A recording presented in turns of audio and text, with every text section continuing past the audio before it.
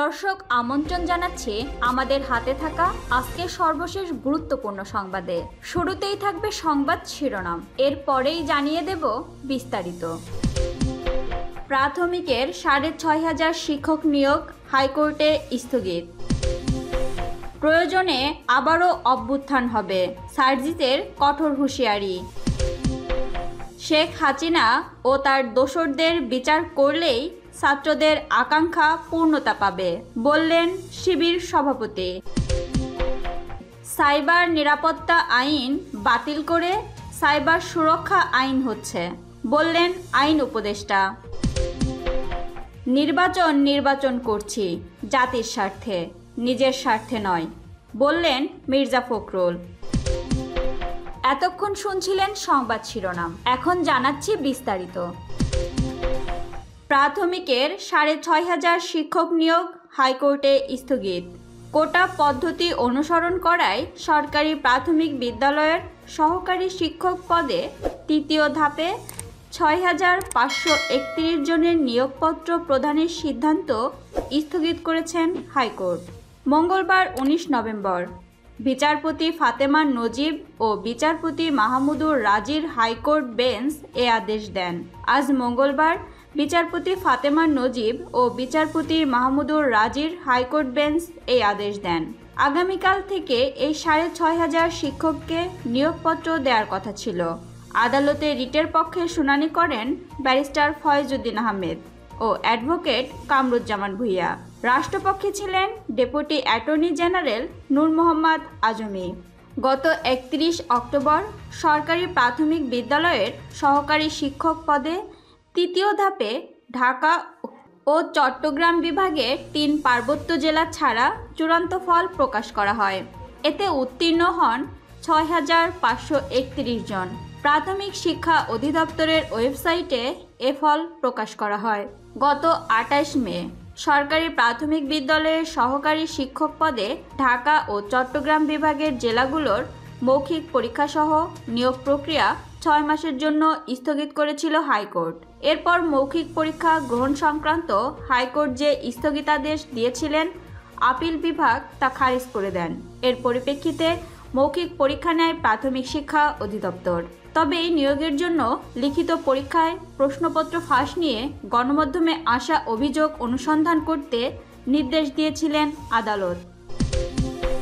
প্রয়োজনে আবারও অভ্যুত্থান হবে, সার্জিসের কঠোর হুঁশিয়ারি।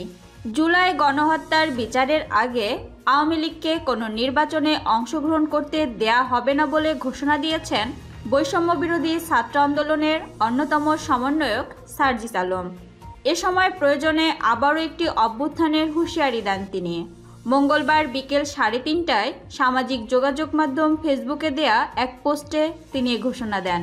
ফেসবুকে সার্জিস লিখেছেন, গণহত্যার বিচারের পূর্বে আওয়ামী লীগকে কোনো নির্বাচনে অংশগ্রহণ করতে দিব না, প্রয়োজনে দ্বিতীয় অভ্যুত্থান হবে। এর আগে আওয়ামী লীগ পুনর্বাসন নিয়ে স্ট্যাটাস দিয়েছেন বৈষম্য বিরোধী ছাত্র আন্দোলনের অন্যতম সমন্বয়ক হাসনাত আবদুল্লাহ। ফেসবুকে হাসনাত লিখেছেন, ছেলেদের রক্তের ওপর পা রেখে দিল্লিকে কিবলা বানিয়ে ক্ষমতার মসনদে যাওয়ার আকাঙ্ক্ষা জনগণের মুক্তির নিয়তের সাথে বিশ্বাসঘাতকতা। আওয়ামী লীগ পুনর্বাসনের জন্য যারা উদ্যোগ নেবে তাদের ইতিহাস গণশত্রু হিসাবে চিহ্নিত করবে। জুলাই অভ্যুত্থানের স্পিরিটকে যারা ধারণ করে, যারা গণমানুষের আশা আকাঙ্ক্ষার প্রতিফলন ঘটাতে চায়, তারা ২৪ পরবর্তী বাংলাদেশে আওয়ামী লীগের বিচার নিশ্চিত করার দাবি ছাড়া আওয়ামী লীগ নিয়ে রাজনৈতিক অঙ্গনে আর কোনো দ্বিতীয় বক্তব্য দিতে পারে না। শেখ হাসিনা ও তার দোসরদের বিচার করলেই ছাত্রদের আকাঙ্ক্ষা পূর্ণতা পাবে, বললেন শিবির সভাপতি। ছাত্র জনতার অভ্যুত্থানে আওয়ামী লীগ এবং এর অঙ্গ সহযোগী সংগঠনের নেতাকর্মীরা যে হত্যাযজ্ঞ চালিয়েছেন তা ইতিহাসে নজিরবিহীন।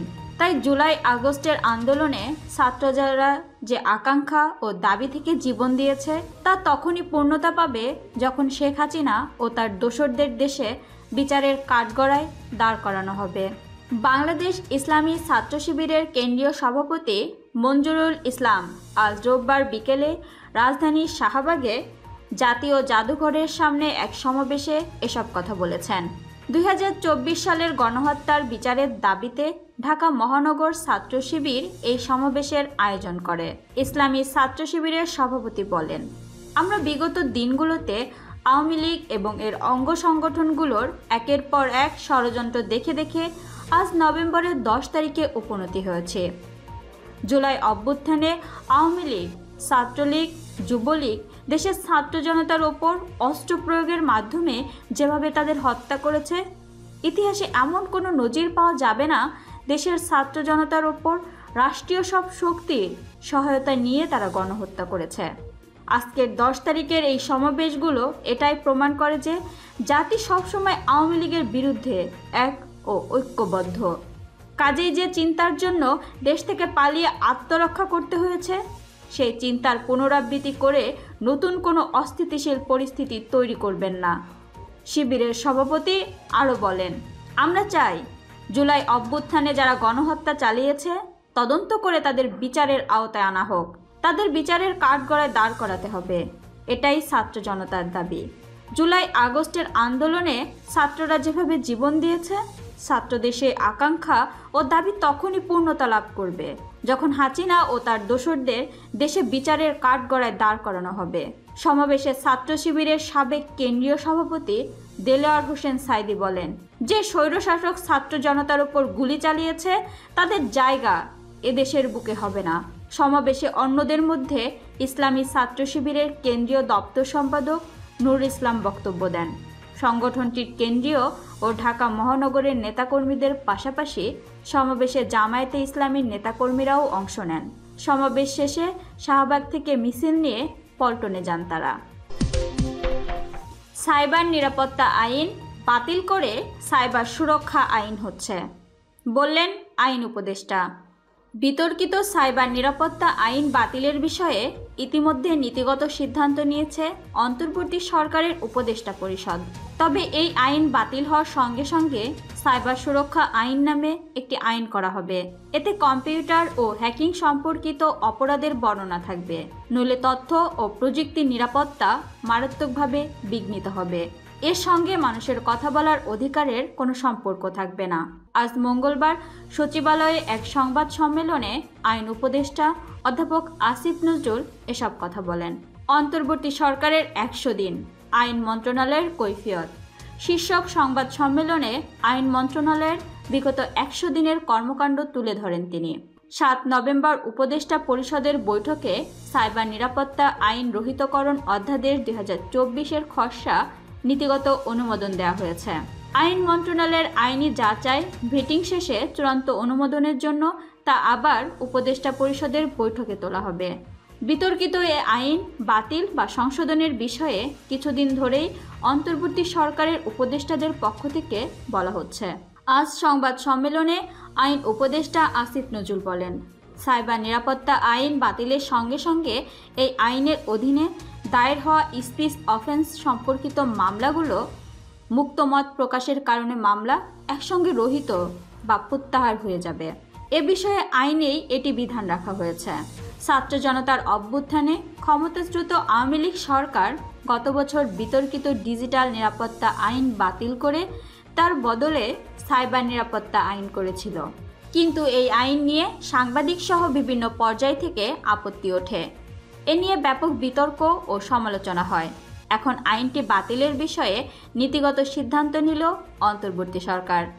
এর আগে গত 30 সেপ্টেম্বর আইন মন্ত্রণালয়ের এক সংবাদ বিজ্ঞপ্তিতে জানানো হয়েছিল, তথ্য ও যোগাযোগ প্রযুক্তি আইন 2006, ডিজিটাল নিরাপত্তা আইন 2018 এবং সাইবার নিরাপত্তা আইন 2023-এর অধীন গত আগস্ট পর্যন্ত দেশের 8টি সাইবার ট্রাইব্যুনালে মোট 5818টি মামলা চলেছে। বর্তমানে স্পিচ অফেন্স সম্পর্কিত মোট 1340টি মামলা চলমান, যার মধ্যে 461টি মামলা তদন্তাধীন। 879টি মামলা দেশের 8টি সাইবার ট্রাইব্যুনালে বিচারাধীন।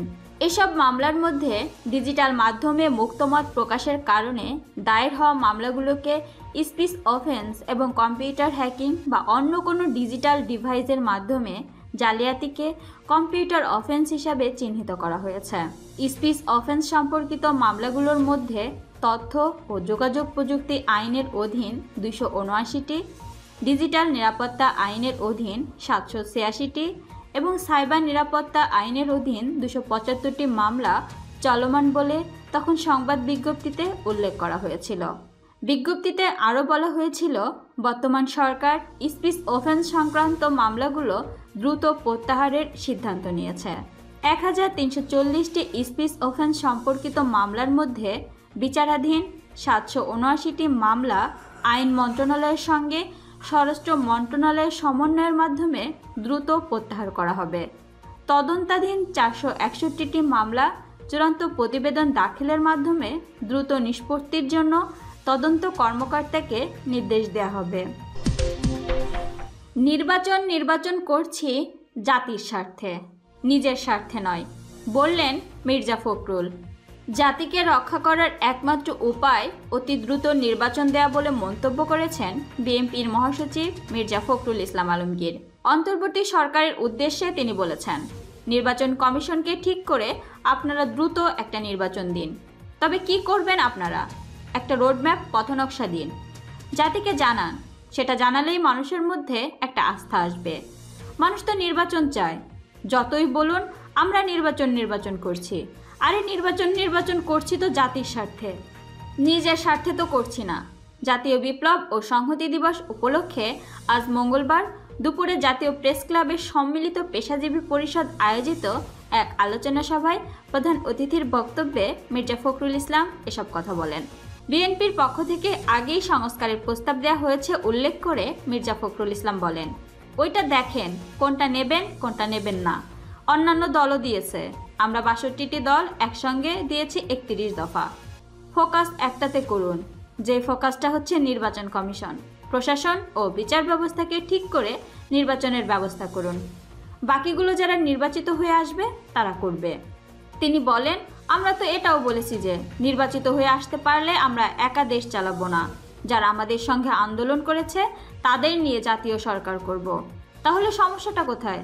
এমন প্রশ্ন রেখে বিএনপির মহাসচিব বলেন, এই সরকারকে আহ্বান জানাতে চাই, আমরা আপনাদের সাফল্য চাই।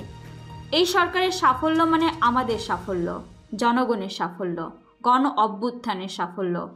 এরা যদি ফেল করে বা ব্যর্থ হয়, আমরা ফেল করব। আমরা চাই না হাসিনা ফিরে আসুক, আওয়ামী লীগের দুঃশাসন আবার ফিরে আসুক। চাই না বলেই বারবার বলছি, উইজডমটা প্রয়োগ করুন।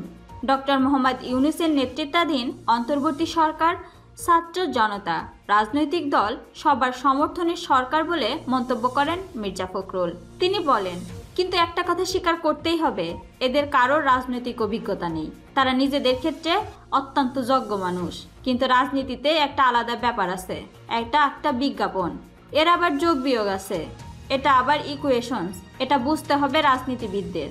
সেজন্য আমরা বলছি, যারা আমরা একটু বয়স্ক প্রাজ্ঞ, আমরা বলছি দ্রুত নির্বাচন হওয়া উচিত। এই দ্রুত নির্বাচন বিএনপির ক্ষমতা যাওয়ার জন্য কিনা সে প্রশ্ন তুলে মির্জা ফখরুল নিজেই না জবাব দেন। তিনি বলেন, আমরা বলছি নির্বাচনটা দ্রুত না হলে এই সমস্যাগুলো বাড়বে, অন্যান্য সমস্যা বাড়বে। এখন যারা গণতন্ত্রকে ধ্বংস করতে চায়, বাংলাদেশকে স্থিতিশীলতাকে ধ্বংস করতে চায়, তারা মাথাচাড়া দিয়ে উঠছে। এখন বাংলাদেশের সাম্প্রদায়িকতা তৈরি করার জন্য কাজ করা হচ্ছে। ফ্যাক্টরি কারখানা জ্বালিয়ে দিচ্ছে, যা আমাদের দেশের সবচেয়ে বড় সম্পদ। এরা অন্তর্বর্তী সরকার কিছু করতে পারছে না, কারণ কোনো রাজনৈতিক শক্তি নেই। সম্মিলিত পেশাজীবী পরিষদের আহ্বায়ক ও বিএনপির স্থায়ী কমিটির সদস্য AZM জাহিদ হোসেনের সভাপতিত্বে ও সদস্য সচিব কাদের গনি চৌধুরীর সঞ্চালনায় আলোচনা সভায় আরও বক্তব্য দেন অর্থনীতিবিদ আবু আহমেদ, MBA অ্যাসোসিয়েশনের সৈয়দ আলমগীর, শিক্ষক শামসুল আলম, চিকিৎসক AKM আজিজুল হক, অধ্যাপক হারুন আল রশিদ প্রমুখ।